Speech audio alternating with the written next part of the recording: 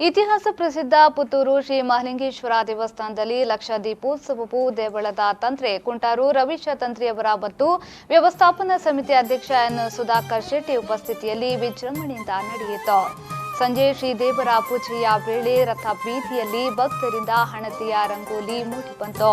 ರಾಜಗೋಪುರದ ಸುತ್ತ ದೇವಳದ ಒಳಾಂಗಣದಲ್ಲೆಲ್ಲ ಗರ್ಭಗುಡಿಯ ಗೋಪುರದ ಸುತ್ತ ಹಣತೆಯನ್ನ ಬೆಳಗಿಸುವ ಮೂಲಕ ದೇವಸ್ಥಾನ ಬೆಳಕಿನಿಂದ ಕಂಗೊಳಿಸುತ್ತಿತ್ತು.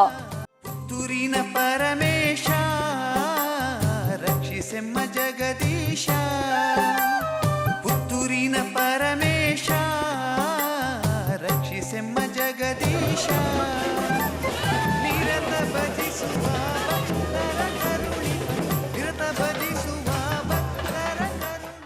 ದೇವರ ಬಲಿ ಉತ್ಸವ ನಡೆದು ಬಳಿಕ ವಸಂತಗಟ್ಟೆಯ ಪೂಜೆ ಹಾಗೂ ಚಂದ್ರಮಂಡಲ ರಥೋತ್ಸವ ನಡೆಯಿತು. ಕೊನೆಗೆ ದೇವಳದ ಹಿಂಬದಿಯಲ್ಲಿರುವ ಕೆರೆಯಲ್ಲಿ ತೆಪ್ಪೋತ್ಸವ ನಡೆಯಿತು. ಕೆರೆಯ ಸುತ್ತಲೂ ಹಣತೆಯ ಬೆಳಕು ಕಣ್ಮನ ಸೆಳೆಯುವಂತಿತ್ತು. ಈ ಸಂದರ್ಭ ಭಕ್ತಾದಿಗಳು ಹೆಚ್ಚಿನ ಸಂಖ್ಯೆಯಲ್ಲಿ ಪಾಲ್ಗೊಂಡಿದ್ರು.